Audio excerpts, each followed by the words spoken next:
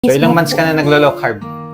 Ano po kasi, hindi po ako aware dati na may dirty low carb pala. So, April po nung medyo ina-adjust ko na yung Ina-adjust ano ko. mo na. Pero yung talaga pong nakafocus ako na parang more on meat po kasi yung nakita ko is before po NLCD. Kasi umattend po ako nung Umattend ka. this year. So, nag-strict ka, kailan ka nag-strict na naglo-low carb? Ano po, mga 1 month na po may. 1 month na. Okay. Previous, anong timbang mo? Ano po, 78. Wow, 78! Ngayon, nasa 56 ka na. Opo. May mga nararamdaman ka ba mga discomfort?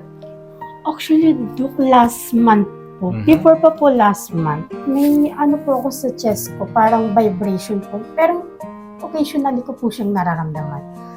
Tapos po nung last month po kasi, kainitan po ng rhinitis ko. Nagpa-check up po ako dun malapit sa amin. In-stethoscope po ako. Oh. Tapos naresetahan lang po ako ng gamot. Dala ko rin po yung reseta. Okay. Tapos po ano po, nung nagamot po ako ng 1 week, okay naman na siya. Tapos pinag-follow up ako. Pagbalik ko po, gusto ko nga po sana mag-request ng x-ray para po sure. Pero ang sabi po kasi ng doctor is hindi naman na daw po kailangan. Tapos niresetahan lang po ako ng pang-spray sa Ilong. ilong po. Okay. Bakit daw? Sa ano daw po, rhinitis daw po. Okay. Pagka may rhinitis, no, minsan allergic reaction. Ina-advise ko, wag muna ng nuts, tapos seafoods, iwas ka muna. Okay? Shrimps, crabs, shells, iwas muna daw. Tapos talaga, kung naglo-low carb ka, home cooked meal, lutong bahay na yan. Opo. Hindi ka na kumakain sa Pero labas. ano po, hindi na po. Ano po kasi Dok aminado naman po ako na last year, parang parang sabi ko, pagod sa work, magluluto pa ako. So, mas pinipili kong bumili na lang or mag-order na lang. Mas Which is mali. convenient, no?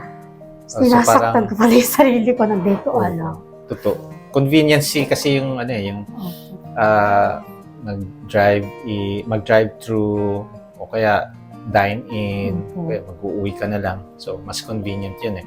Pero, ang totoo, mas healthier yung lutong bahay. Opo. Kaya po ngayon, sinatsaga ko pong mamalengke, mag-grocery every week. Wow. Kasi sabi ko, ayun talaga yung gusto ko. Ang grocery ba? Sa wet or dry Depende section? po, Dok. Minsan po kasi, since may lakad naman ako na sa mall, doon na lang din po ako bumibili para isang nabasa.